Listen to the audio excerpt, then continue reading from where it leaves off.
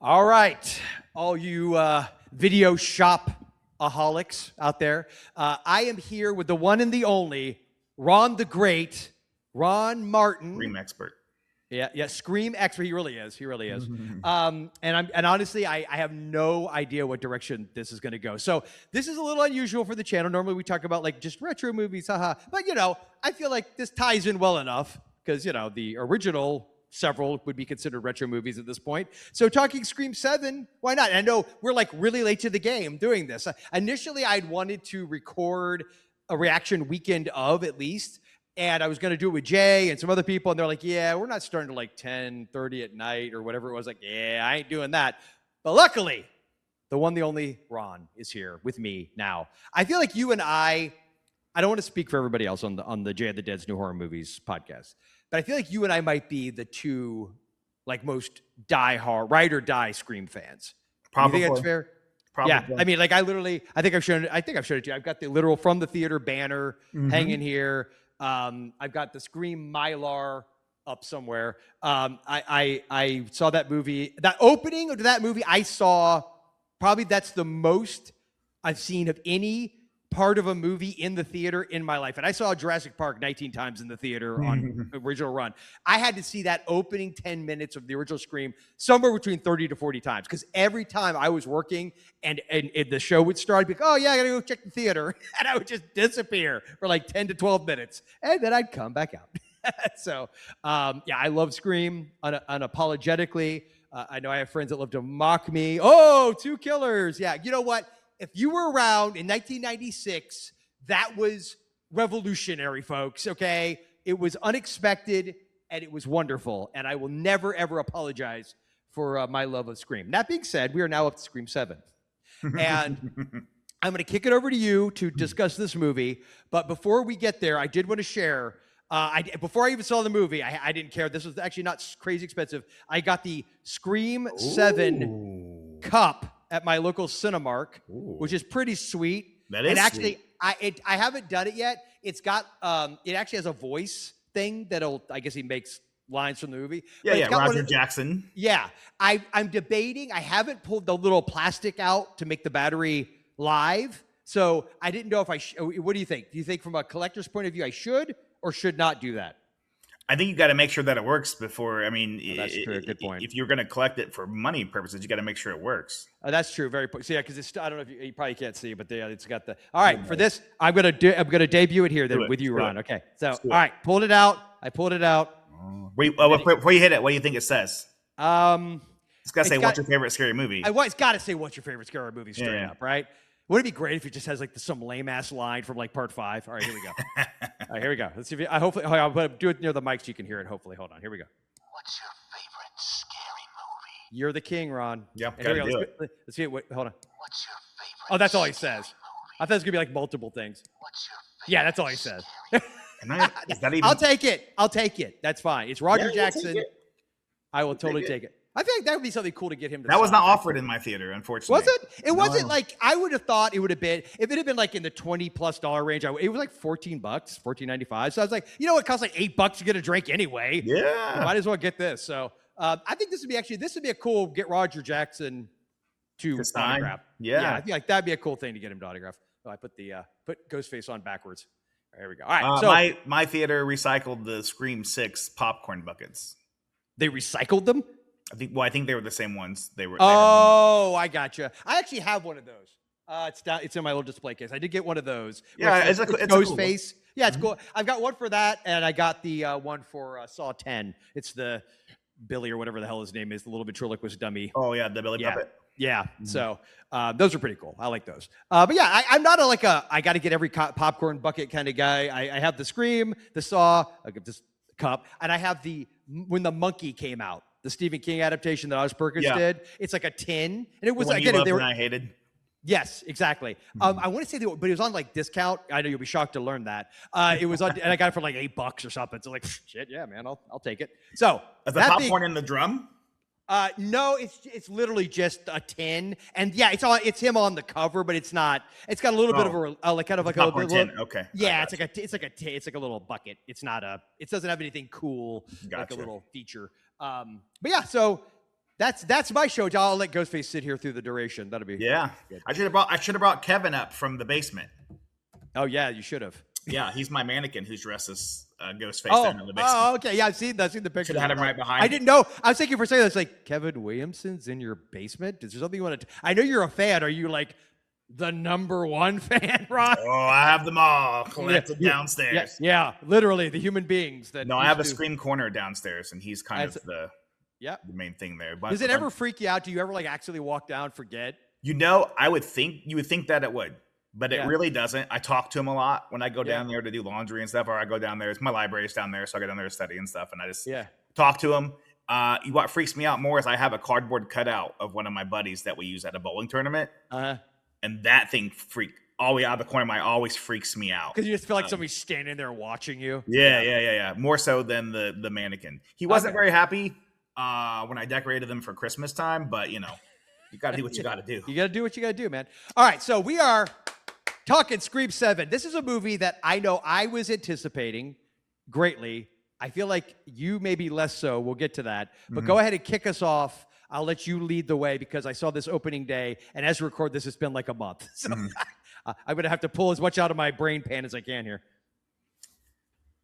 Hello, everyone, and welcome to Take 2 on Scream 7 here on Jay of the Dead's new horror movies. I don't know if you guys know this, but Jay no longer allows myself or the other horror avenger I have with me to podcast with him. Yeah, yes. So what we have to do is we have to podcast on our own, and then we send it to Jay, and he may or may not add it into the show. Yep.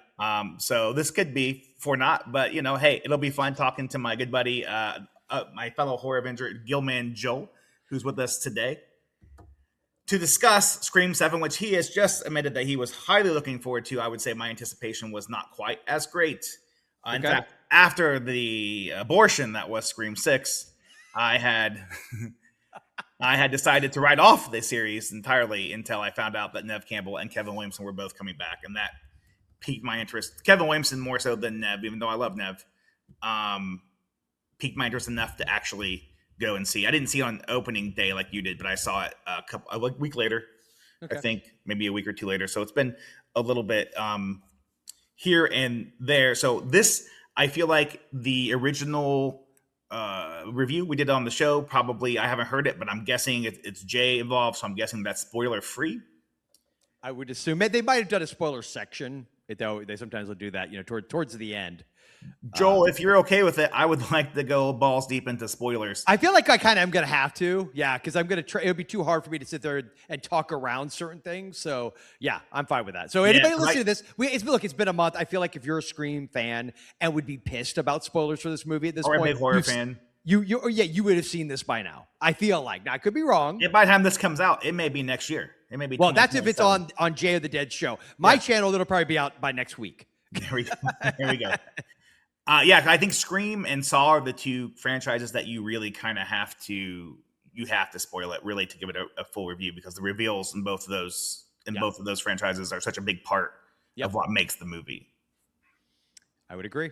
Or else you're doing generic things like, "Well, I didn't like the reveal, but I'm not going to tell you what it was or what I didn't like about it because we're spoiler free." Yeah. No, it's spoiler. I'm not a fan of spoilers, and in fact, the reason why I actually had bought my tickets in advance to watch it opening day was for fear of the thumbnail, just even thumbnails, that people will put out there. I'm like, I don't want to be spoiled. I want to go into this because I knew Lillard was going to be in it, and we can get into that. We can go down that whole rabbit hole about how you and I are on opposite sides of Stu Lives. There were things about it that I was like, I wanted to go. I had seen the trailer, but I did not want anything else. Like, I didn't want anything else spoiled for me. So I agree with you. Yeah. But moving forward, I didn't even watch the trailer. I'm not opposed to trailers, but I just didn't. I did. As soon as it dropped, I saw it, and then I saw it in the theater a couple times. But I feel like looking back at it, the trailer didn't give away too much. It really didn't. It wasn't as bad as or egregious as. I feel like coming out of the trailer, what I heard mostly was it was mostly focused just on Sidney's daughter. Yeah, mostly. And there were knew that going in, right? So and they showed a lot of the opening sequence, which we can get into to start things off if you want to. But they showed, in fact, they even showed, in my opinion, they didn't show what ends up happening with that. Well, because it's in the Mocker house. right? Yes. In Woodsboro. And I will say, on a scale of 1 to 10, this is probably my third favorite opening of a Scream movie. Really? Yeah. 1 and 2 are always going to be top tier for me. Wait, what? Hold on. 1 is obviously I gotta make a note. Okay, 1 and 2. 3 is fine, and I rewatched 3 and 4 recently with my kids. And 3, by the way, has grown on me over the years. I used to really not like 3 at all.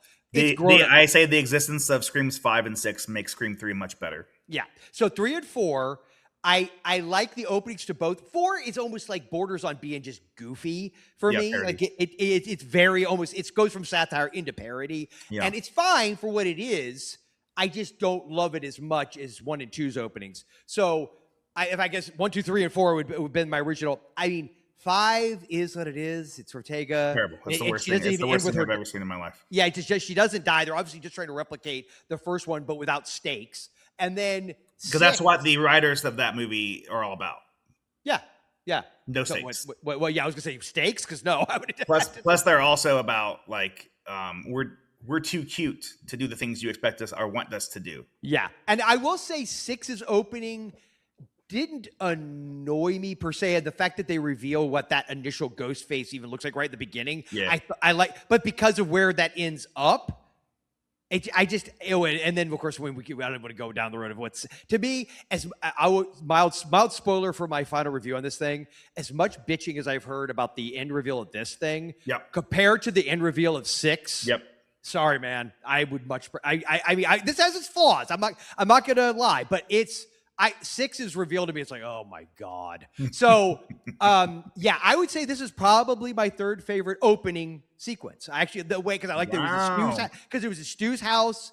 I liked the way it played out. I liked that it's really, and this is the other thing we'll get into. There's very little voice on the phone in this movie compared to the other ones, right? I mean, we don't get a ton of Ghostface on the phone, but that opening. Well, because they're using the video. That's yes, exactly. Now, I will say you knew, and I'm sure you knew this, but just in case the audience didn't know, that the actual Stu Macher house in real life, I don't know if it still is, but I know for a while there they were doing it like an Airbnb.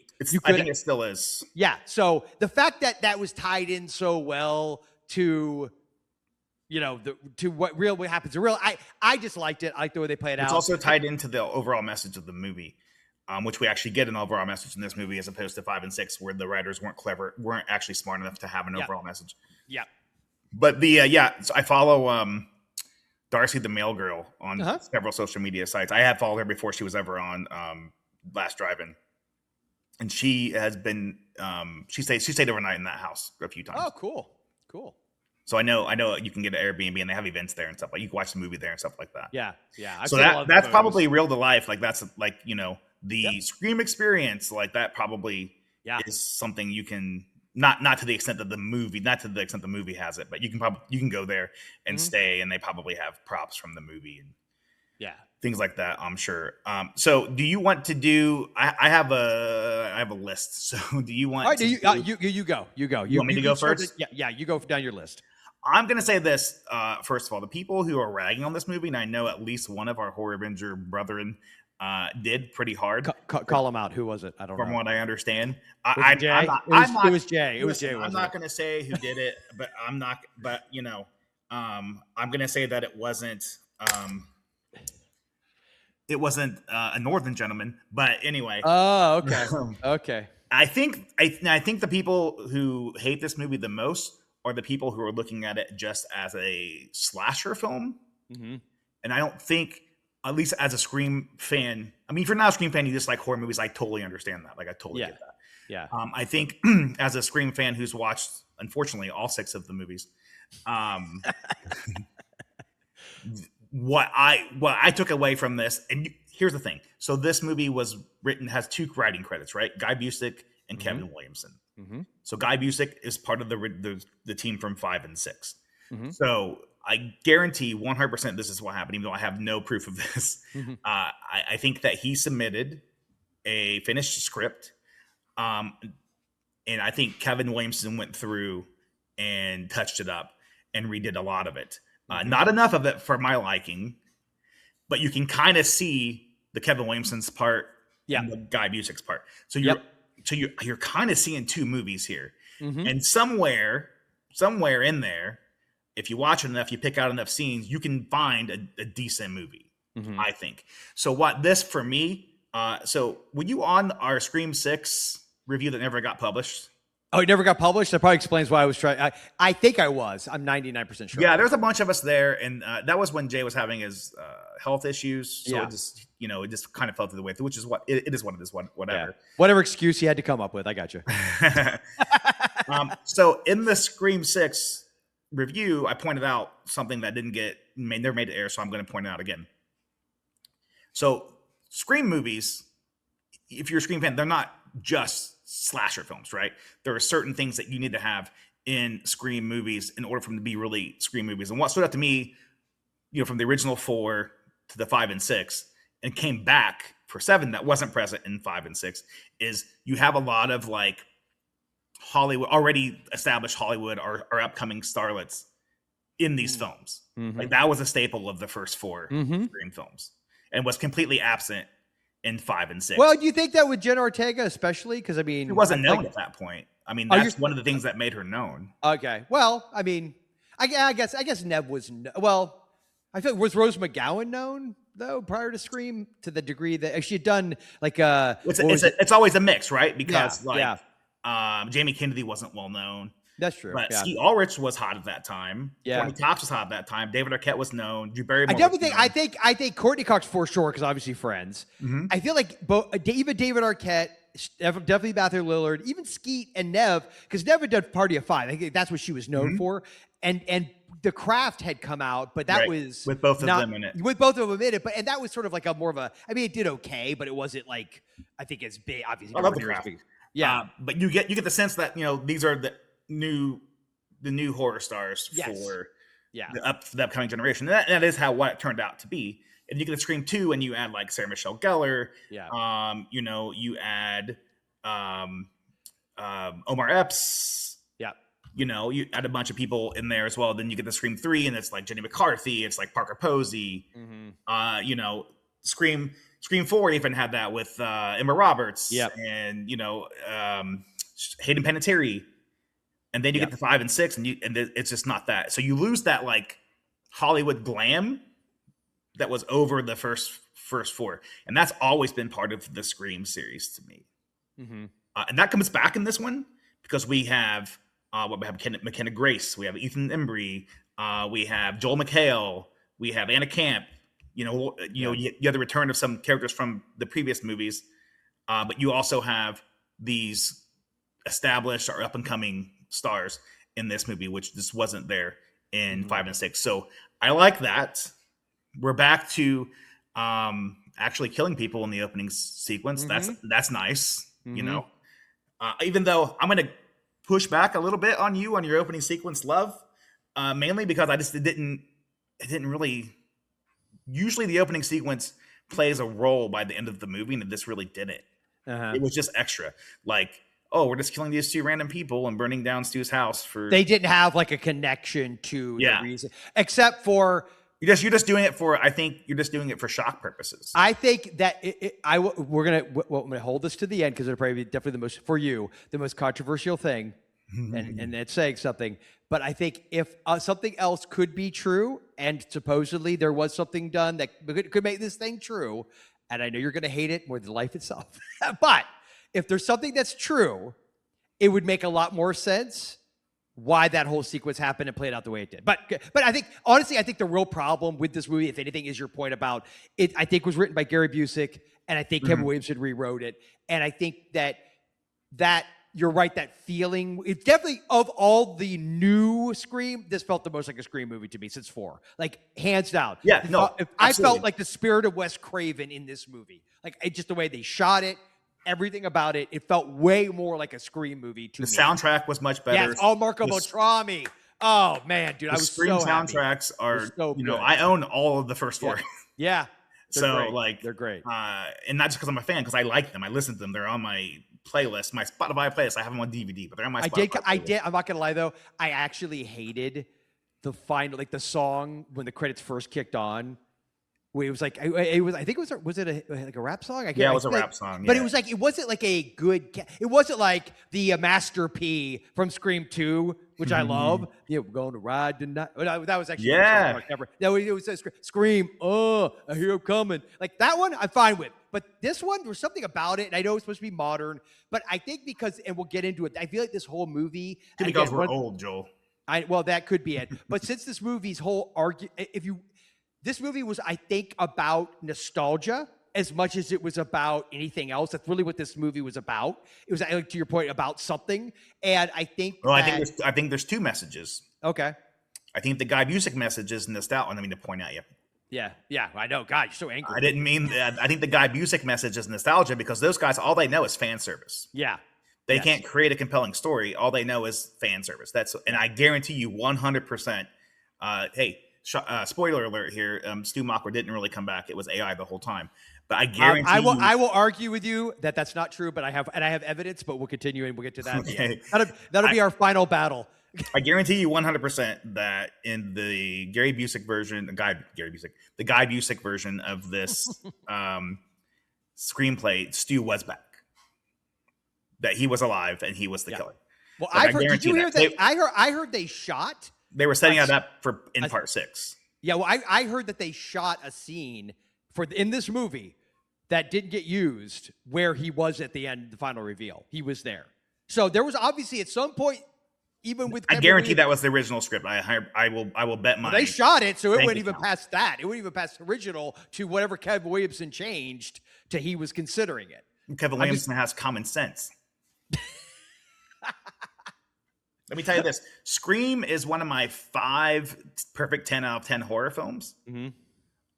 If at some point in the series Stu Macher makes a return that's not AI, I will downgrade it to 9.5. Why would you? I'm honestly fascinated about this. Why would that's like saying I hate Rise of Skywalker, so that taints the original Star Wars. It can, absolutely. If you let it, but I guess maybe it's a personal thing. I'm just like, in my world, I just don't ever watch Rise of Skywalker. It doesn't exist. I don't care. I don't care. Well, different personalities, different strokes, different folks. I guess. But let me explain this to you in a Scream 6 sense. Okay, so Hayden Panettiere made a return in Scream 6 after we thought she had died in Scream 4. Mm-hmm. I think that you'll agree with me that Hayden Panettiere was the strongest character in Scream 4. Mm-hmm. Yep. So her death. Although Emma Roberts has grown on me. I will not gonna lie. She really has grown on me over the years, but continue. But yes. I'm not a fan of her acting. But anyway, Hayden Panettiere's character Kirby's death in Scream 4 is a big moment, right? Because she's the strongest character in the film. Yep. So when you take that away, knowing she didn't really die, it hurts that film.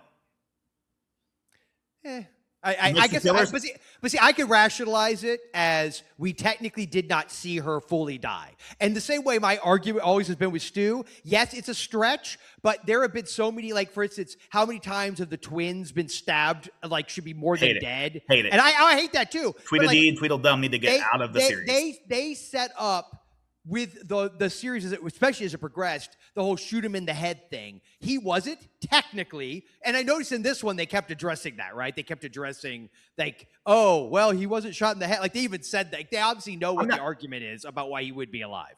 I'm not saying that it's not possible that she was alive, but then you're asking me to also believe in Scream 5, which also takes place in Woodsboro, that she's not around. No one mentions her. Dewey, as the sheriff of the town, and in Scream 4, doesn't mention her that she's still alive. And they have this whole, like a cadre of people who were related to various people in the previous Scream films, but Kirby's not even mentioned because you assume that she's supposed to be dead. So because they want to do fan service in Scream 6 for no reason, she played no role in that film whatsoever. Mm-hmm. You take her out of the film completely, it changes nothing. It actively hurts Scream 4, in my opinion. Mm-hmm. I think the same thing would happen if Stu Macher was real for Scream 1. But here is another take I want to put that a Scream staple. Kevin Williamson, the whole franchise, and at least the movies that he's been involved with, he uses technology so well as a weapon for and against, our hero characters. In Scream 1, it was cell phones, right? In Scream 3, it was the voice emulator. In Scream 4, it's the live streaming, right? So in Scream 5 and 6, that thread's completely gone. There's nothing. And then in this one, he uses AI, which I guarantee you, again, was not in the original script because Guy Busick isn't that clever. Let me ask you this. Do you consider the fact that Williamson himself has acknowledged that his original idea for Scream 3 was Stu was involved? And I thought it was a twin or something. No, it was him. It was supposed to be him. And it was supposed to be a Stu cult or something, like a Ghostface cult. And that, and because of the Columbine thing, they had to scrap that whole idea. So obviously, I haven't seen that. I feel like he wrote the treatment for Scream 3 before abandoning before Krueger took it over. Yeah. I feel like the goal of Scream 3 was always to go to Hollywood. I think it was, but I think it was going to end up being that, and I think Roman was going to be part of it. But I think Stu was still going to be part of it as well. Like there was Kevin Williamson himself. I remember reading interviews or hearing an interview with him, and he talked about that was one of the original ideas. So obviously there is enough justification in his mind that Stu could have theoretically lived. Because look, I understand a TV dropping in your head is going to ruin your day. It doesn't necessarily going to kill you. It just is. I would say there's a better argument to be made that he got stabbed so many times he bled out. Like that's a better argument to me than the TV thing. The TV thing would damage you. You'd be concussed. Joel, you don't remember TVs from the 90s, bro. Yeah, I remember my uncle. It's like dropping a piano on your head. My uncle owned Roger a TV repair style. shop that I worked at for a couple summers, so I totally remember them. But that was like a 20-ish something TV. It wasn't like it was a big screen, and it fell on his and she pushes it over. It didn't like drop from like 10 feet. You know what I'm saying? Like so, to me, he was already bleeding out. That is an argument. I feel like the bleeding out is a better argument. That being said, I'm not saying it's not a stretch. I realize it's a stretch. If you told me, you want to know, for me, the more I thought about it, the Billy Ghost, spoiler alert, in 5 and 6 is way dumber than the idea of Stu coming back with a jacked up face. Other than, I do see your point, and I concede this point, how you can cleverly retcon it to be something where you talk about Kirby not being mentioned. Well, Kirby was like, in the grand scheme of things, as far as those people were concerned, I could see her being almost like an incidental victim, whereas Stu living in any way, whether he was put in a home, ran away, disappeared. Now, there was the whole, and they did obviously try to touch on this, that the more, person they had a record of him. One of the theories I had heard was that when all those kids went off to go see Principal Henry's body hanging on the goalpost, they were drunk. And they got this is supposedly, this is a fan theory. It doesn't mean anything. But I thought at least it's plausible that they got in a wreck, that Stu is obviously, you could probably make the argument his parents might be the wealthiest people in town because it's the house, it's the way they live. Yeah, he's obviously a rich kid. They all had huge houses, though. They did, but his was next level. And I feel like the sheriff, if this is all, now we're having to get into like making the sheriff a little bit more corrupt and everything else, but that maybe they wanted to cover up what he had done. Because remember the whole thing about my parents are going to be so mad at me, like it's just the reactions. So again, I realize all these things are a stretch, and I get why it would piss some people off. Yeah, if you have to jump through 100 hoops to make it work, it's not sure, but I can't jump through the hoops to make it work. You have to consider all the movies afterwards. It makes all of the characters look idiotic if they don't know this. The only thing it really fixes for me is Dewey in part 5 and what happens to him. Because otherwise I have to accept that 5'2" Amber did it. And I find that to be so absurd. I'm sorry, I just can't accept it. Well, it's kind of absurd in Scream 4 that either of those killers have the strength to kill anybody. But they do, but at the same time, I actually find Jill, spoiler alert for 4, way more like terrifying, even more than the guy in that, than I do Amber. I think she's ridiculous. But that being said, now I will say this. One thing I loved about this Scream 7, so that's what we're reviewing. Believe it or not. Believe it or not.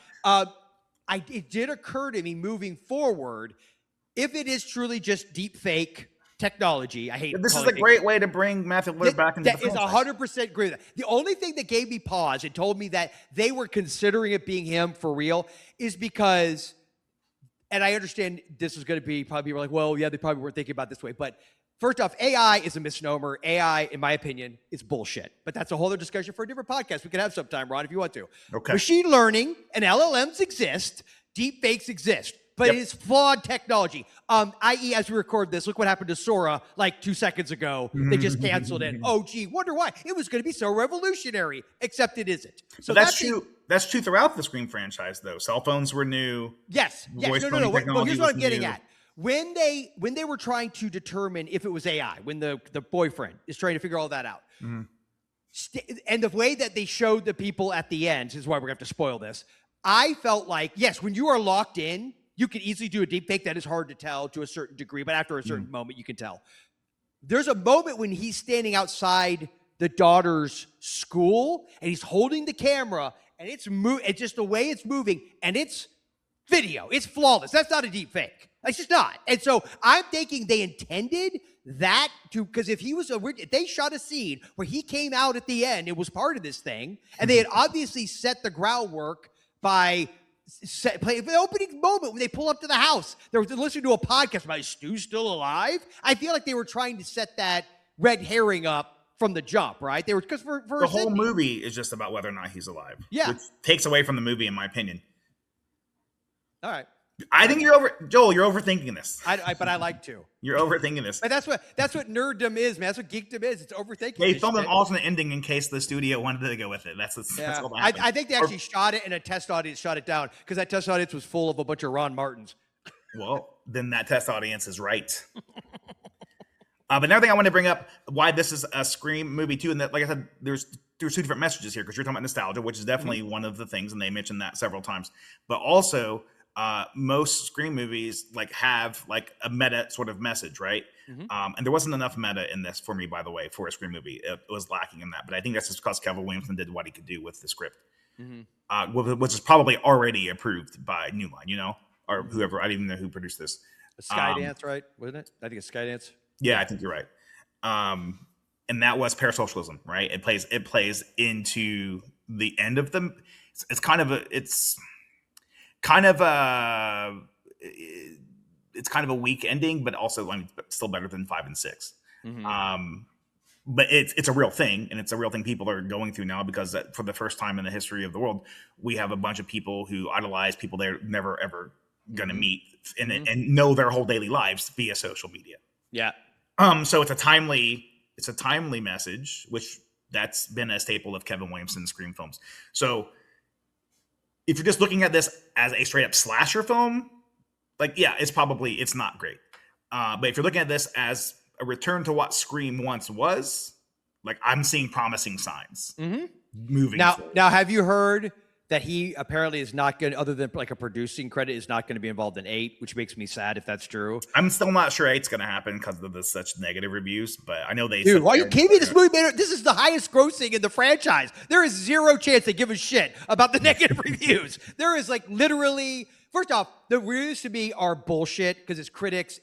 Honestly, I'm not saying all of them. It was politically driven for a lot of them. And I think they're entitled to their opinion, but the fact that they gave this a damn lower rating than Scream 3, when you look at the Scream 3 audience rating, is on par with where the critics were at that time, whereas the Scream 7 audience rating is 70-something%. So while that's not the top tier of the franchise, it's not the dregs. This is not 5. And the fact, although 5 and 6, note to be made, are literally the highest rated. I think even higher maybe than 1. It's insane. They're definitely higher than all the sequels. It's effing ridiculous how high 5 and 6 are rated. That's why I don't pay attention to the Rotten Tomatoes a whole lot. That's what I'm saying. So the very fact, so it got some negative, but dude, the movie made over $200 million. It's the only one in the franchise to do that. So there's no way they're not doing a part 8. The question is, I just want Williamson, if he doesn't want to direct it, fair enough, because I don't get the vibe he loves directing since he's only directed 2 movies. I would love him to write the 8th one, though. I would love for him to write. He doesn't have to direct. I would love for him to write it as well. Yeah. And actually, I think this movie, I don't think there's a ton of suspenseful or scary scenes in it, because I don't think there's a few. I think there was a few, dude. Yeah, for me there was.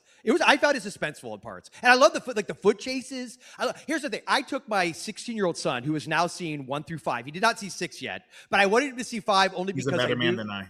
Well, he actually really did. Both of my sons, you'll be very proud of this. The 2 of the 3 that saw them, one is literally, especially my youngest, it's his favorite horror movie of all time now. He loves 1. They weirdly didn't like as much. He wants to revisit 2. They actually liked 3 and 4 more than 2, which I thought was an interesting generational thing because they're Gen Zers. So what are you gonna do? But then 5 they watched. They did not like it. That means you're a good dad, Joel. But it was made for them, wasn't it? Their generation. Who the fuck was it made for? Nobody knows. Because I'll tell you right now, and again, spoiler for 5, the Dewey thing pissed them the hell, because they love Dewey. In fact, when they first saw 1 for the first time and thought he died, they were upset as hell. Like, they were really mad. And so then, of course, the reveal, they didn't like the twins. They thought that was stupid, but we didn't get to 6. The twins have been stupid through 3 movies. Yes, they have been. 6. We didn't get to because I realized there probably wasn't going to be anything in it that was essential. It turned out it was very correct on that. The only reason I had them watch 5 before the new one is I figured they would address Dewey. And I didn't want them to not know that going into it. I didn't want to be like people leaning over to me going, where's Dewey? About that. So I wanted it. So they saw 5, didn't like it. We've skipped 6. Parker, my youngest, saw 7. He loved it. And he actually said for him, it felt like the first 4. Like, he's like, it feels right. Yeah, it feels like, he even noticed it. He's like, this feels like those other movies. It's like, exactly. Yes. The only thing you need to know about 6 for 7 is that it took place in New York. Yep. And honestly, I actually liked that. I liked the different location, and I haven't revisited it since it came out. And at the time, I remember being kind of like, it's fine. I think I gave it maybe a 6.5 or 7.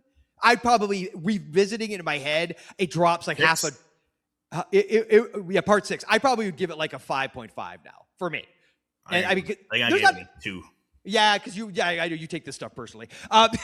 For me, I don't think there's a single Scream movie that I absolutely loathe with every fiber of my being. There's just certain ones, 1 through 4, I love and will revisit from time to time. 5 and 6, I've seen 5 twice now. When I showed it to my kids, it was my second time. Rewatching, I'm like, yeah, it just does nothing for me, man. Just does. I don't care if I ever see this again. And that's why I know it's not, for me, it's not a great Scream movie. But 7, I know we're nowhere near our ratings yet, but I will say I am pleasantly surprised with how much I felt. I wasn't scared, but there were some moments that were suspenseful. And there were some really clever kills in it that, we hadn't seen. One kill scene was really lame, but the rest of them are pretty good. Well, I'm curious, which one do you think was lame? The beer tap one. I knew you were going to say it. But I will say this. It's not lame if a certain Stu Mocker's the one that did it. He's not. She admitted to doing it. Who did it? The mom? His mom, yeah. That's impossible. She literally said it. I don't remember her saying. To be fair, I saw this a month ago. We're going to go probably re-see it at one of the maybe next week. We're talking about seeing it. She says at the beginning. She says that there's a throwaway line. Like, you killed your own son, and she's like, he was too much like his dad. There is no way his mother did that, dude. Picked him up and put him on a. Yes, there's no freaking. I don't know that Ethan Embry could have done that. There's no way that Emma Roberts had to do his skull, his brain. So dude. You do have to suspend a little bit of disbelief. Dude, there's disbelief, and then there's I was supposed to expect that this 5'6" or 7" woman in her 40s with presumably, unless I missed something about her having massive gun arms, was able to lift up a 140, 50-pound kid off the ground by his head. Wasn't he on it's by his skull. Go ahead and do that. Lift somebody by their head off the ground above you and onto a beer tap. Really? Listen, that was my main critique for part 4. There's one person that could have done that. A psychopathic, rage-filled Stu Mocker. Ethan Embry. A rage-filled, psychopathic Stu Mocker. A rage-filled, psychopathic Ethan Embry. Sure. So some things I didn't like. I'm going to go through some things I didn't like about the film before I go through the things that I did like. I did think the reveal wasn't great. It wasn't well done. It was a bit of a letdown, yeah. Yeah. Did you figure out who the killers were beforehand? When I saw Ethan Embry, because I knew who he was, and the fact that they just made him a orderly, I thought for a minute, it's like, oh man, I will say this one of all, since the first 4, I was the most I really didn't know. I legit didn't know. But I think as a result, when you find out who it is, I was like, really? Why? Because again, and I know you would have hated it, but for me, had Stu come walking out along with them, then I would have been fine with it. But the fact that he didn't, and it was just them. Stu would have literally made every other movie worse. But we're going to agree to disagree, my friend. Here was my take. At the very, very beginning, the very first scene we saw them, I was totally all in on the neighbor and her son being the killers. That actually, weirdly, I think I would have liked that better had it been the Yeah. both of them together. Yeah, Because I he would was like that better. obsessed with the whole Yep. stab and Yep. the whole Woodsboro murders and all that. Yep. And she was saying, "Oh, you have to do anything you can for your kids." Yeah, you're right. That would have been a kind of a callback to like the Billy Loomis, Yeah. Mrs. Loomis thing. Yeah, you're right. I actually would like that better. So I was 100% on them being the killers. Yeah. And when he came out of the kitchen and he had the stab wound, I'm like, that's fake. That's not. Yeah. Then when he got beer tap pierced by the beer tap, I'm like, okay. And then I added the Ethan Embry character. I thought maybe there's 3 killers because the only way that Stu not being alive works is if he's lying. So I knew he had to be involved somehow. And then when the kid got beer tapped, I was like, okay, so it's the mom and Ethan Embry, which is what it ended up being. Yeah. It wasn't really that hard to figure out because one of my other cons for the movie is they didn't really throw any shade on anybody else other than the boyfriend, kind of. The boyfriend, because that scene was weird. Did anybody buy that? What's that? Did anybody buy that? Did you buy that? That he was working on like to replicate the AI by being no, that he was the one of the killers. Yeah, well, when the whole AI thing where it's like and he conveniently leaves his computer open for Sidney's daughter to find in the car in the midst of all that, I'm like, that was weird. Like, why would you have told her what you were doing? Like, that seemed like a weird thing to not. That felt very, you know what that felt like? We needed a plot contrivance for her to get away from him, so we did this thing. That's the equivalent of her reading a text on his phone and thinking it's from another girl and getting mad and running. You know what I mean? It felt like kind of almost sitcom level contrivance to get her angry, hit him in the head, and run away. So that then she could be chased down. We don't know who's chasing her. And, so that's what I took at it. That's actually that was one of my biggest bitches in the whole movie, was that whole thing about him replicating the AI while they're in the middle of all this. It just seemed weird. I thought that was more, we haven't thrown any shade anywhere else. We need to make a suspect out of somebody. Yeah. And because they really didn't, like, that was one of the best things about the first movies was that they had a lot. I thought Kirby was the killer at one point in 4 for sure. Yeah. Well, in the first one, like, I thought everyone was the killer. Yeah. Except for Stu Macher. He was the only one I said that he's definitely not the killer. He's way too goofy. Everybody else I thought was at some point, even the Fonz. They maybe throw shade on the Fonz. Yeah, they did. But that was lacking in this movie, I think. Also, I hate the twins. I will tell you this. I like them better in this movie. There was no reason for them to be here. I like them better in this movie. I call them Tweedledee and Tweedledum.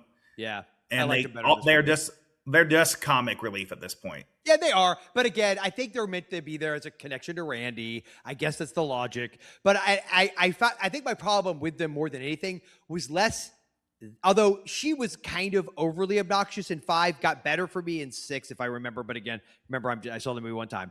This one, also, I like to tell you, in 6, she got stabbed in the gut with a hunting knife.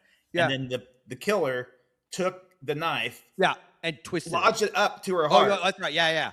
And then she was running around in an ambulance. Yes. That's what I mean. Or how many times he got stabbed like 84 times and he lived. It was so dumb. Like, I'm like, why, dude? Come on now. Yeah, so I hate those two. And they didn't really have the rules segment because Guy Busick can't write rules, and he didn't do it in 5 or 6 either. Yeah. So they try to parody that by like, here's the rule. No, you're not going to talk about that because we don't have anything. Because you don't have anything. It was sort of like in, was it Rise of Skywalker, where like the Emperor came back somehow. And then they never like, oh, okay, we're just gonna take that, we're gonna accept that. I also there's several of the former Ghostface comeback AI version in just cameos, really. Yeah. Where I'm like, if it doesn't make any sense to concentrate only on Stu Macher. Like, if you have that technology, use all of them. Yeah, and like, and I know why, because they couldn't get the actors back. But you would think Jill would be there. You think Jill would have been there? Foley, and they had Laurie Metcalf. So they could have used those two. Yeah, I mean, from a logical standpoint, the killer's using only Stu Macher doesn't make any sense. Yeah, I'm not gonna lie. I was also disappointed we didn't get a Mickey. I was hoping for like Timothy Olyphant is too big now. You can't get him. Yeah, probably. Yeah.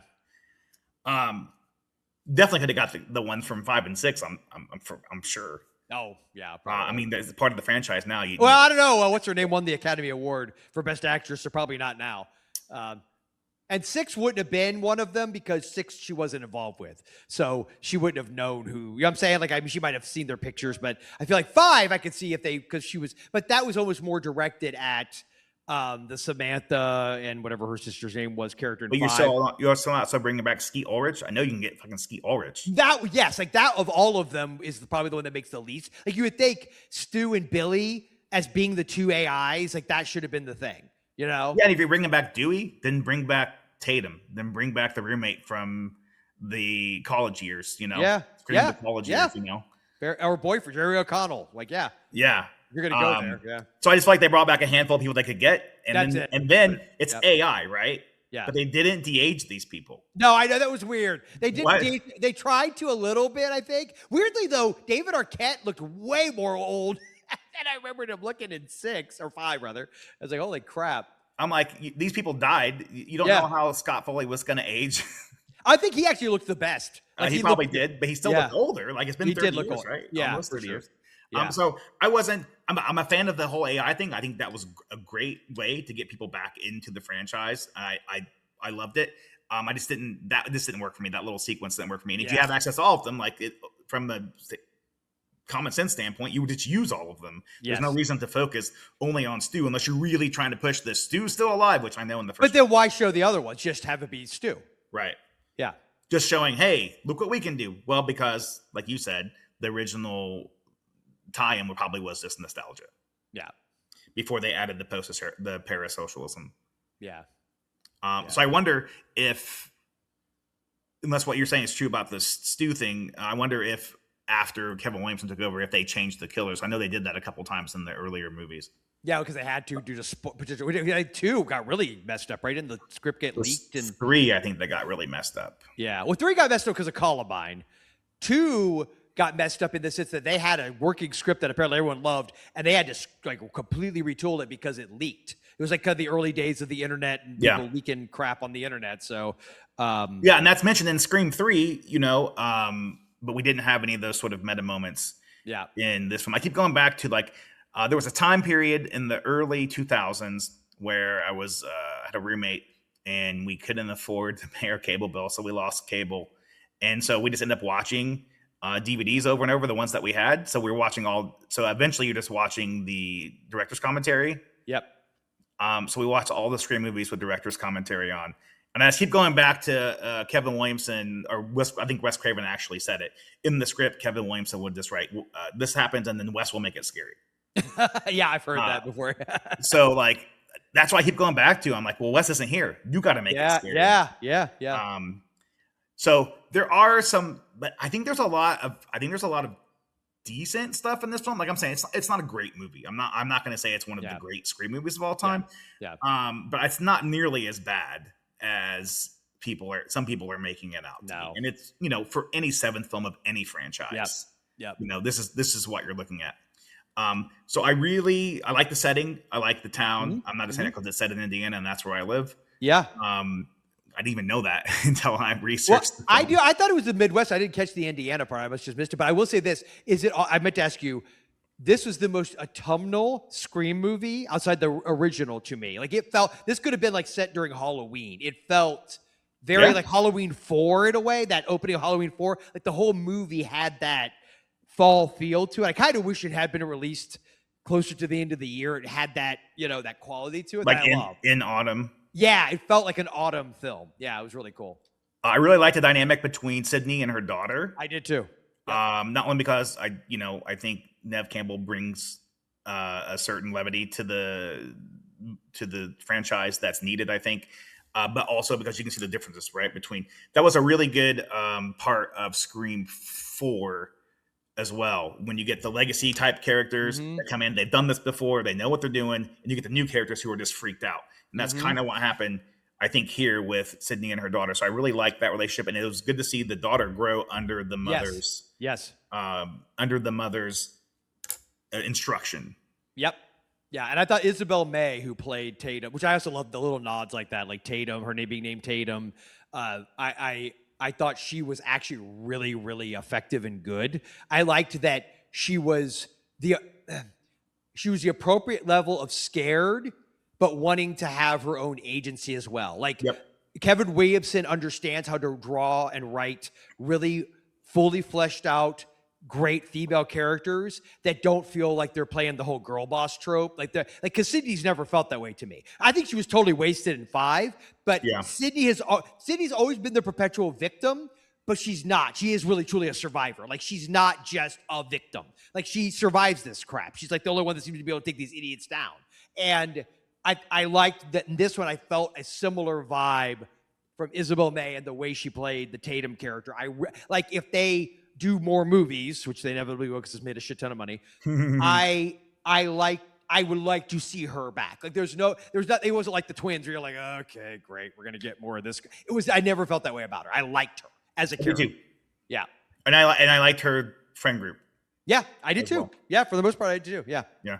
It was a good callback to earlier movies. Yep. I like the original Ghostface fake out near the middle of the movie where they kill the Ghostface. Oh, that was great. Because of who it introduces Gale Weathers, that was so perfect.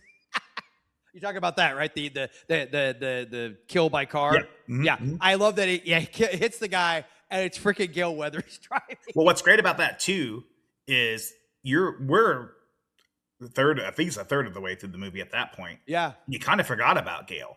Yeah. Yeah. And then, here's fucking Gale, of course. Yeah. And I liked her way better in this than I liked her in the last 2 movies, for sure. This felt like Gale. This felt like Gale. Because you know why? Because Kevin Williamson was, at least I have a feeling that's probably where he did the most work, was with Sidney and Gale. Like, I feel like he knows those characters. They're his characters. And he's like, yeah, they don't. This is not Gale. And he made the twins a parody. yeah, pretty much. But I will say, I think Gale was wasted in this film. I don't think she needed compared to the last one? Yeah. Oh, my God, no. I mean, I agree with you. She wasn't, like, essential. But she wasn't even there for the climax. The last movie, dude, she was such a waste. Absolutely, it was 100%. Like, yeah. So I like that. I did like the parasocialism aspect of it, because again, that's something that we're experiencing now as a culture. I don't know if it's the best reason for killing a bunch of people, and that Ethan Embry's character had no reason really for going on board. At least he could say, you're just talking about that idea of people the sex was good or something. Yeah, that people get obsessed with a certain, like, not even like a real celebrity, but like an internet celebrity or something. An influencer of some sort. An influencer, and then they're that's happened, right? Where they'll stalk. Well, but that idea of stalking someone and being obsessed with me, obviously, we go back to Misery, and it's happened. You know, My Sister Sam, like the actors from that. I mean, that kind of thing is Jodie Foster and what's his nuts who shot Reagan, right? For her, like that idea of people being so obsessed with a celebrity or a person to the point where they're doing that. To your point, though, Ethan Embry doesn't really make sense because the son and the mom would have made total sense. And I feel like that would have been a lot more gratifying and thematically would have fit better, even with the nostalgia aspect, right? Because it's a throwback to the Loomis situation. Right. So, yeah. That might probably my biggest knock on this whole movie. A lot of people said the whole last, like, third of it. I'm like, really? Because I actually liked, like, the house. It had a very Lethal Weapon 2 vibe where they're like, and then they end up, did they use the nail gun at some point as a weapon? Or am I misremembering that? Which is hilarious because I think, is it Kyle? In the climax. Yeah, Kyle or somebody on the show loves to point out that you can't actually use a nail gun as a gun. Like, it's not, they don't actually really shoot out like that. Not like that. I mean, you can hurt yourself or hurt somebody, but they're not going to, they always make it in a movie look like it's like Final Destination 4, baby. Yeah, I didn't love that Joe McHale was still alive. I thought that was really dumb. But that felt very like Dewey at the end of 100%. That's the only reason he was still alive. And that was also another thing I was going to use as my justification for how they could explain Stu being alive, if in fact he is alive and is in the next movie, because the level of cutting that his character endured, bleeding out wise, he shouldn't be alive either. But also, that's a staple of the franchise, right? How many characters have gotten stabbed 40 times and lived? But that's what I'm saying. So based on that argument, technically, Stu could be alive. But these characters also didn't say, I think you cut me too deep, man. I'm bleeding out here. Well, he doesn't know. He's not a damn doctor. I feel like, to me, the best argument for why Stu shouldn't be, unless they can figure a way around it, is how do you explain why nobody realized, like, unless they faked his It death. literally makes every other movie worse. Well, I think what it would be is you have to figure out a way to explain him faking his death and have it not be a total cop out and not be an we emperor don't need that. and not be We an don't need emperor that. return. We don't know how thing. We got AI. He came back. And and honestly, I remember saying to as soon as the movie was over, I said to my wife and my son, I was like, you know what? If they could use that as almost like the new, because I mean, Roger Jackson's getting older. I don't know how long his voice, although I'm sure they've cloned his voice so that they can use it for other things that they want to. I'm sure he's. Oh, you can get a clone box and yeah, be or the guy, right? Yeah, but I think this is a way for the next couple of movies you could have almost like people like Stu, and going back to the idea of like the cult of Ghostface, right? That these killers want, like, Stu is their hero, he's the guy, so they use him as a way to torment Sidney and as part of the shtick. So you could, to your point, bring him back at least for one more movie. Although I get the vibe, according to Matthew Lillard, I think he was under the impression to some degree Stu would come back, because I know he's been one of the ones that beats that drum. He's been pushing it for years and years and years. And I know why, because why not? Well, and I love Matthew Lillard, and he's a top 5 human being in the world. I've met him a couple times. And I want him to be happy, but I don't want him to be Stu. Well, AI Stu is fine. Matthew, if you're watching this, know that I actually really do care about you and want you to come back as Stu. As Stu, and I'm happy to see him as AI Stu. It works. It's fine. Yeah. Okay. He's still got a paycheck. Why does he have scars all over his face? Why would they have bothered with that? Because they wanted to make them believe that he's the real Stu, and the real Stu is not. But then that level of detail. But then they made Dewey look like he had just come off a bender in an old West saloon. I'm not going to defend that segment. I've already talked it. So I mean, those are some of the pros and cons that I had about the movie. Is there anything else you want to discuss? No, I think you've hit most of the stuff. I mean, honestly, my biggest bitches were the ending reveal, because again, it just felt, especially as much as I love Embry and I was cool to see him in this, I feel like he's so like unceremoniously taken out. Like he's about as useless as because I know he's one of the Culkin kids. Rory Culkin. Yeah, Rory. I mean, he's almost about as useless as him. Like he's just there. Well, he was there to demonstrate you always shoot in the head. Yeah. There you go. He's a total simp. I will say I did love the takeout of her. You shoot her in the head, and they just like unload. That part was a little. I liked it. I the thought AI face falling off. Yeah, I South Park. Yeah, I didn't hate that part though. But then you, I think at this point, know my sensibility. I mean, but honestly, that, and only because I felt like it was somewhat of a lame reason to get Tatum away from her boyfriend. That whole green screen, like she opens the computer up in the middle of like escaping, and like he has the computer and it's cracked open. You know what I mean? Like he's like what's he gonna do? Work while they're driving? Like why? Yeah, it wasn't great. That honestly was like one of the few parts where I'd be like, that just felt like bad writing right there. But other than that, honestly, dude, do you want to do ratings on this? Are you ready for that or no? Yeah, I got a couple questions I want to run by you. Run by them after ratings doesn't. Oh, let's do rating, and then because maybe you'll just hang up on me when you hear my rating. And you do yours first. I'm curious to hear. I'm in the middle on this. It's two movies basically. It's not a great movie. It's not a great slasher film, and if anybody that's just a horror fan and isn't a Scream fan, like is just a fan of horror, wanted to say it was a terrible movie. I'm not going to argue with them. I get it. I understand why that you're saying that. But I do think there are moments to look forward to in upcoming Scream films because of this film. And I think that's all Kevin Williamson. I don't have any proof of that. Just going by past writing in the films. So I think I see signs of life, and after 6, I had sworn off the Scream franchise, and I'm glad that I did it because Kevin Williamson came back, because this is a middle of the road movie for me. It has some really good stuff in it that I like. It has some really bad stuff that doesn't make any sense and is just bad. So I'm going pretty much down the middle road rating. I'm gonna go 5.5 out of 10. Okay. For me, I agree with some of what you said. Obviously, we'll agree to disagree on the whole Stu lives thing. But I would say I'm gonna get you a shirt that says "Stu lives" and make Matthew Lillard sign it. I would wear it in a heartbeat. The thing is that for me, most of the Scream movies, barring 5 and 6, are like 7.5s and up. Like first one's a 10, second one's a 9.5, third one's like a 7.5 to me. Over the years, 4 has bumped up from like maybe 7.5 to 8. Like it used to be lower than 3 to me. But yeah, I don't disagree with that. Yeah, and then now again after rewatching 5, when I initially saw it, I want to say I may have said 6.5. It's been so long, so I don't remember. Now it's like a 5. And for a Scream movie to be like a 5 is bad. Like it might as well be a 1.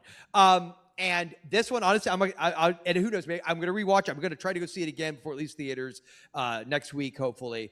Yeah, I might try to go see it again too. Actually, so it could theoretically drop. It could go up. I don't know yet. It's a 7.5, man. It's a 3. It's like right up par with Scream 3. I think it's a fair rating. Yeah, like I was so, you know what it was? I was so grateful that it just felt like a damn Scream movie, that all the nitpicks that I could totally feel like they're justified to some degree, I kind of didn't care. And the fact that even though I didn't get my, like, Stu is alive, because in a weird, I'll be honest with you, I was torn, because I kind of felt like if it turned out so clearly that I felt like if it had been revealed that he was, I wouldn't have been upset the same way you are upset with it. Yeah. I would have been upset because it feels like the obvious thing to do. Do you know what I mean? Like it feels very obvious to go there. Mm-hmm. So I like that they played with that the whole movie. And that was the plot of the fucking movie. They said the word Stu Macher in this movie more than every other movie combined, even the one that he was in. Yeah. So the fact that they did that, it's like his spirit was there. And I like that the AI allowed Matthew Lillard as him to be there, which I love. And I love that opens itself up to that idea of a deep fake being used in subsequent movies. I love that. And so, and there was a lot of moments in it I really loved. I loved the whole like autumnal. It felt like a freaking Halloween movie, and I mean a good Halloween movie, not one of the not like Halloween Ends or something. But yeah. So for me, it's 7.5. I absolutely will own this one. I don't own 5 and 6 on Blu-ray or anything. I don't either. I own the first 4. Yeah, I have the first 4. I have 5 on VHS because Brainbuster, which is they're awesome. They make like, you know, retro VHS. They did have it, and I can't remember if I got it like cheaper or something, but I got it from them at one point. But it was right after the movie had come out too, so I don't think I was quite as jaded about it as I am now. I sometimes I get high on something. You know, I'm one of those people. I get like super like stoked. I'm like, I convinced myself I liked it more than I did, sure. And then as time goes on, I'll revisit. I'm like, oh shit, no. Yeah, I talked about this in our group thread at one point. Like, that's super common. Things are so hyped. Yeah, they are. You get look, here's the thing. People, because I don't do it as much on this channel, but I don't want things to suck. Like, you know what I mean? I am tired of things sucking, and I will, if it sucks to me, then I'll say it sucks. But I want them to all be good. Like, I want any movie I see that I'm excited about, I want it to be great. I want to love it. I want it to be like a new classic. I'm hoping. In fact, for my kids and their generation, I think it sucks that they've gotten so much of our pop culture sloppy seconds, because apparently fucking Gen Xers and millennials are incapable of, we got new shit constantly, you know? Now, it was inspired by the stuff our parents grew up with, right? But at least it was new. Ghostbusters was a new thing in 1984. 2016, not so much. 2020, whatever it's come out, not so much. You know, that's not new anymore. Give them something new. So anyway, point is, I was pleasantly surprised by Scream 7. I don't get I get the critics hate, because again, some of the reviews I read are like, okay, you're making this fucking political whatever. Judge the movie on its own merits. Yeah. Judging the movie on its own merits, I say it's a 7.5 for me, which is fun. I think the actual, like, if you go, I agree with you, Rotten Tomatoes is BS, but I think it was like 75%. So that's, you know, right there, you know, 7.5. But yeah, a lot of reviews I've seen that were negative pointed to like things that like part 6 did, and I'm like, obviously this person has no idea like what a Scream movie is. And look, there are people, younger people, I'm sure, who are bigger fans of 5 and 6. God bless you. Yeah, I've run into a few. Yeah, it's like, God bless you. Yeah, us old farts who've been there since we were 20 when the first one came out. And I just wonder how much Jenna Ortega plays into that, because like she's like the Gen Z. Well, I argued, and rewatching 5, I 100%. I remember saying this at the time, because at that time when 5 came out, I had no idea who Jenna Ortega was. Right. X hadn't come out. Nobody did. Had come out. Nobody did, right? I remember thinking the second that movie was over, it's like, she should have been the main girl. She was so much better. No offense to Melissa Barrera, but I thought Jenna Ortega was so much better. Like just the level of like, she reminded, like the way Neve was able to capture like that emotion in just her eyes, Ortega could do for me. Like she was, the moment she had, she was so great. And she was so like, same thing with like how Sidney was. She had that fragility to her, but potentially could have been strong, you know, kind of thing. So I always thought Ortega should have been the main, like I thought, I was hoping. Well, then they stepped into that in 6, and they just made her some superhero type. And I honestly don't. You got every last line. And I don't remember any of that. Yeah, I pretty much blocked that movie out of my head. Other than it takes place in New York, and that I hated the ending way more than I hated the ending of 7. 7 was like a letdown because, to your point, now especially now that you said the son, because had it been that, I think I actually would have loved the ending had it been her and her son, and really driven that theme home. Because like your point about that dynamic of people being obsessed. Yeah, it was there, but that was also an element of 4, right? I mean, well, I guess the element of 4 was she was obsessed, Jill was obsessed with, it fit in well in that time period with becoming an influencer, becoming the famous person, riding on the coattails of what someone else did. Jealousy of her family member who was super famous and she wasn't. Yes. By killing that family member, she would become super This famous. is a different dynamic. This is the person who just is obsessed with, it's the Annie Wilkes phenomenon, right? So, and then you got, I am super obsessed with you. And also here's Ethan Embry. Yeah. Which again, because I'm a fan of him, I don't hate that. Yeah. You know? I'm the same. I'm happy for him. Yeah, I'm happy for him. I feel like it's like, okay. But story-wise, it was womp, womp. Yeah. I was like, it has to be him. Otherwise, it doesn't make any sense. What he said doesn't make any sense. Either that or Stu is alive. Like, there's only one or two choices. That's not an option, Joel. Just stop. Just stop. All right. Well, so you're kind of like you're kind of hitting around what one of the questions I was gonna ask was, do we think this is better because Melissa Barrera and Jenna Ortega were not in it? I think so, and I think it would have been better if Tweedledee and Tweedledum weren't in it as well. I think we should have just ignored those movies. I think that because first of all, and also the way 6 did end, it did kind of put a cap on the whole thing in a way. Like I think the fact that the core 4, that whole thing. And look, this is probably a generational thing. I'm not going to lie. I'm sure that's, although it's funny, again, my kids are Gen Zers, but they loved the first 4 and hated 5. I think it wasn't just them. It was the whole vibe. It was the Radio Silence vibe. And Radio Silence made Ready or Not, and that I haven't seen the sequel. I've heard it's not that great. Ready or Not, the first one, I loved. Which is why when I heard they were making a Scream movie, it's like, all right, cool. I'm down for this. I think this will be good. No. But I think it was just the whole, it just didn't. 5 and 6, my biggest bitches with them is they just don't feel like Scream movies. Yeah, you got a guy in ghost face mask, and you hear Roger Jackson's voice every once in a while. And yeah, there's Courtney Cox, and technically Neve Campbell is there, but why? In fact, I think, you know, is 5 the one where so they call her, and she's like jogging, right? And she's like jogging with her kid. Yeah. And she's trying. Like, honestly, that's where they should have left her. That's right. They don't. She shouldn't have come back. She should have. Because there was no point to her even being in that movie. So yeah, 5 and 6 to me, they just don't feel, the music, everything about them just doesn't feel like a Scream movie. So what I liked was that they mentioned things that happened in 5 and 6. It'd have been better for me if Tweedledee and Tweedledum didn't come back into the movie because they were just over the top comic relief. And if you have Melissa Barrera's character back in, then you got to bring in back the ghost of Ski Ulrich. Nobody wants that. No. Bring me AI Ski Ulrich. That's what I want. Yeah. And I'm actually honestly surprised they didn't do that. I am a little surprised they didn't do that. So my second question here is, so where does the series go now? Where do you think it goes now? Can we still keep attacking Neve Campbell? Or do we move on to her daughter? Okay, so here's my basic setup. I think the new one should take place kind of in the middle of nowhere. Like literally. Like I think they Indiana, go sir. Well, but I mean, like, they go full off the grid. Like, they aren't in a small town.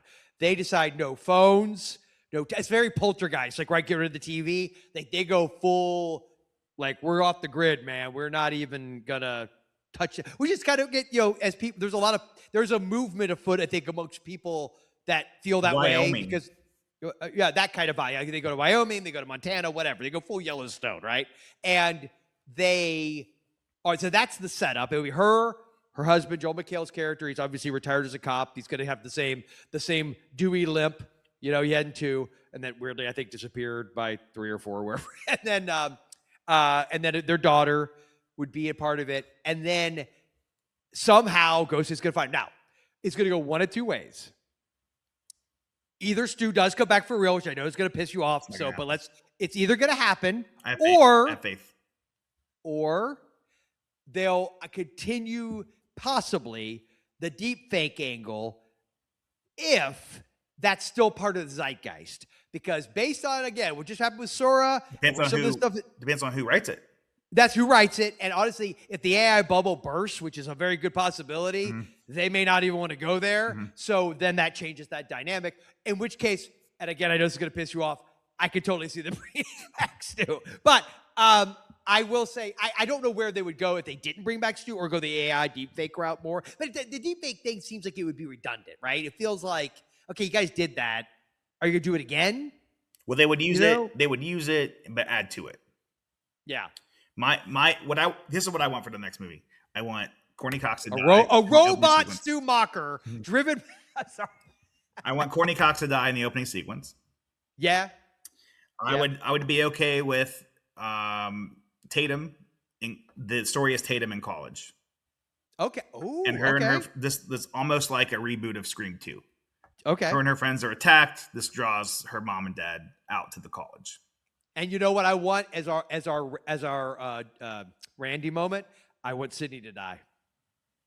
I would be okay with that. I'd be okay with that. Yeah, and because I want here's the thing.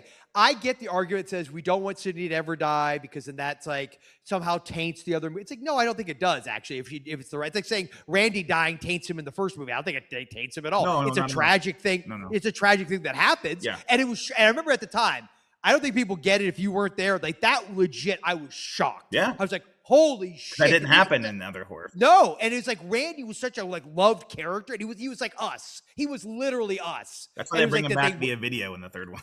I know, which was hilarious. If you're watching this, then I'm dead. but yeah, I feel like I wouldn't mind because that's the thing about this movie. I liked it had stakes. I felt like there were. Whereas the 5 and 6, especially, I felt like there was no real stakes. Like I never, for one second, people are getting gutted and are hopping in ambulances an hour later with no ill problems. Yes, I know that. The fact that they didn't kill off at least one of the twins in 5, and then one of them in 6, or someone else of their level in 6, like Jen Ortega's character or something like that. I was like, you guys don't have balls, man. We gotta. If you're doing that kind of movie, to me, 1, 2, 3, and 4 all had balls enough to go there with characters. Because to be fair, Kirby, we assumed she was dead. So that was I'm ballsy. Still assuming that she's dead. Fair enough. She's dead to me. No, see what I'm saying? Like that's my argument, though, right? I'd say pretend 5 and 6 don't exist, and she is 1 through 4 and jump to 7. Like yeah. Just saying. I also want the movie to be maybe deal with screen-based stuff. They can work that in, and yeah. Do you want it to be like a Screen Life kind of movie, or no? I want more meta. I want more meta stuff. Yeah, but I don't know if I need it to be. You said Scream or Screen with an N? Screen with an N. Oh, okay. I'm curious. So when you say meta, though, I think of it being more about like. I went to go back into a movie theater. Oh, okay. I'm tracking with you. Okay. All right. I think meta, Scream 3 was probably the best at being super meta when they were like, the movie, the characters were like, we got another rewrite. We had a rewrite, and I was the killer. Yeah, your references to actual filmmaking. I got you. Okay. I'm with you. All right. Self-referential. You know what I'm saying? Yeah. That's what I would like to see in the next Scream. So, last question, Joel, and it's a toughie. So put your thinking cap on. They remake this movie as a Muppet movie. But one character is human. Which character is human? Sidney. Yeah, I think I got to go Sidney too. That was my answer as well. I was gonna say Stu to be a smart ass, but I think we all know that Fozzie would have to be Stu. I also just thought Fozzie. Yeah, good job. I almost lost it. Yeah, because he's got that energy, you know. Who do you have as the Ghostface? Is it got the if it's the equivalent of this one, then it's like Mrs. Piggy and Kermit. No, Mrs. Piggy, and for it to be random, it'll have to be somebody like the fish thrower or whatever his name is. The one that throws the you know what I'm talking about? Lou Arang, his name is. Yeah, yeah. So it's gonna have to be like that, like a character. You're like, really? Why him? why that guy? I get Mrs. Piggy. Why him? I was thinking Gonzo because that guy's always been shady to me. Yeah, but that's the thing is you see that coming. I feel like if we're equating it to this movie, Scream 7, the female equivalent would have to be Miss Piggy. Good point. Well, Gonzo could be with the chicken. That's true. But see, the chicken would then have to be the one that's leading it, which doesn't make any sense. You know, it's a Muppet movie. It doesn't have to make sense. Because I would say Rizzo, but I think Rizzo's actually got too much charisma to be the orderly character that Ethan Embry plays. He'd steal the show. He'd steal the show. He would steal the show, totally. There you go. I'm done quizzing you. All right. That was our pass or fail. I failed the moment I failed the moment I said Stu was alive.